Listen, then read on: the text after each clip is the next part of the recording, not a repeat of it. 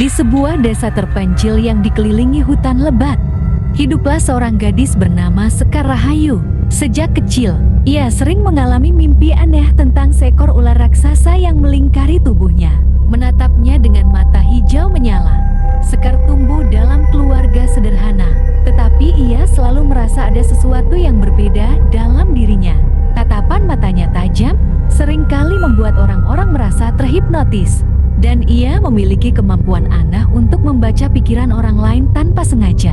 Seiring bertambahnya usia, firasat buruk semakin sering menghantuinya.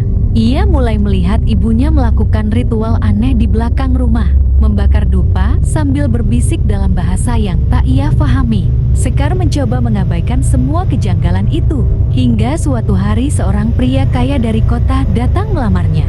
Lamaran itu terlalu mendadak, dan Sekar merasakan sesuatu yang tidak beres. Keingintahuannya membawanya kepada sebuah rahasia kelam. Ia menemukan sebuah kamar tersembunyi di rumahnya yang berisi sesajen, patung ular emas, dan buku-buku kuno tentang ilmu gaib.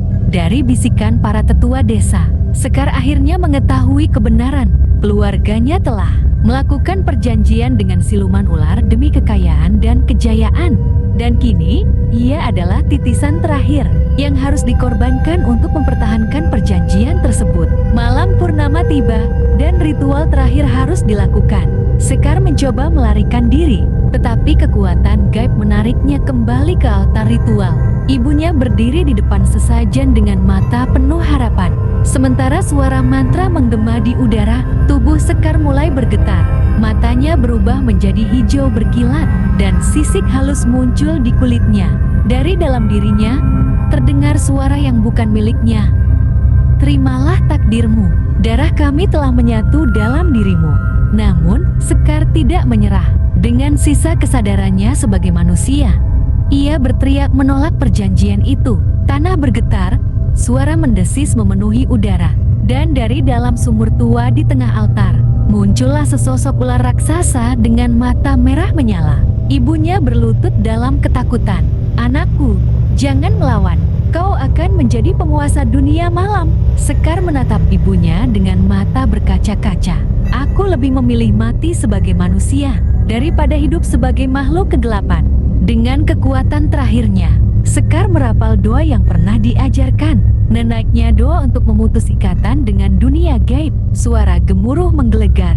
Angin kencang berputar di sekitar mereka. Dan siluman ular melolong kesakitan sebelum lenyap menjadi abu. Ritual pun berakhir. Tubuh Sekar jatuh tak berdaya. Ia masih hidup, tetapi setengah jiwanya telah hilang. Ia pergi meninggalkan desa, memilih menjalani hidup sebagai manusia biasa. Meskipun bisikan dan tatapan tajam itu masih kadang muncul dalam dirinya. Namun, di setiap malam purnama, ia masih bisa merasakan sesuatu yang berdenyut dalam darahnya, sebuah pengingat bahwa ia pernah menjadi bagian dari kegelapan.